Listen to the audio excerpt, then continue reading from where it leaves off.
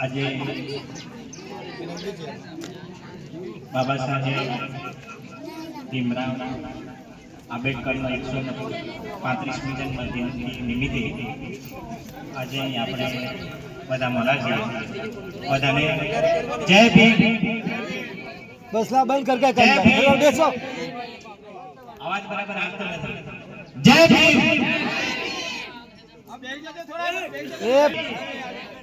જય આદિવાસી।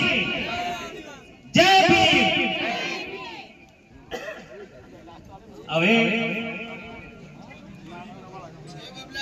આજે તમે અને હું એ બોલી રહ્યો છું માઇક લઈને અને તમે મને સાંભળી રહ્યા છો।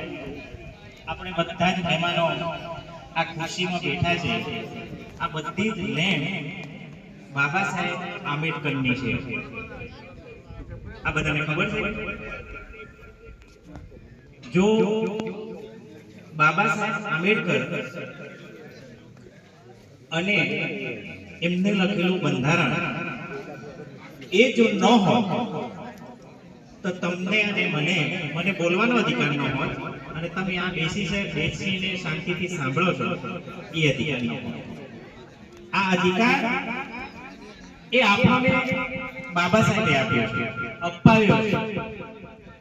અંગ્રેજો વખતેની જો કહેવાય પુસ્તિકામાં અંગ્રેજોની જે ચળવળ આઝાદ ભારત કેવી રીતે થયું એ લગભગ ધીરે ધીરે લુપ્ત થતું ચોપડીઓમાં પણ જોવા મળે છે। પણ તમે લોકો એ પરિસ્થિતિ તમારે ક્યાં બાબા સાહેબનું જીવન ચરિત્ર, ગાંધીજીનું જીવન ચરિત્ર અને સરદાર વલ્લભભાઈ પટેલનું જીવન ચરિત્ર વાંચો, તમને ખબર પડે કે આઝાદી કઈ રીતે મળી છે, કેવી પરિસ્થિતિમાં મળી છે। બાબા સાહેબે વારંવાર કીધું છે સંગઠિત બનો, શિક્ષિત બનો। આ એમનું મેન સૂત્ર હતું। આપણને ભણવાનો અધિકાર પણ આ બંધારણ આપે છે। આ ચોપડીઓ તમને આપવામાં આવે છે ને એની કિંમત તમે જોજો, તમને ન સમજાય, તમે એને વાંચો પછી ખબર પડે કે એની અંદર કેટલી તાકાત છે। આ જમાનો હાલનો જે જમાનો છે એ બાબા સાહેબનો જમાનો છે। તમને એવું લાગતું હોય કે બંસીભાઈ 135 વર્ષ થયા અને બાબા સાહેબનો જમાનો એવું કેમ કીધું?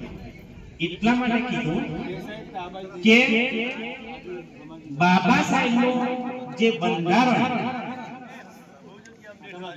જે શિક્ષણનો અધિકાર છે એ અધિકાર બંધારણના આધીને આપણને આપવામાં આવે છે। એ બંધારણ જે અધિકાર શિક્ષણનો મળ્યો છે, જેમ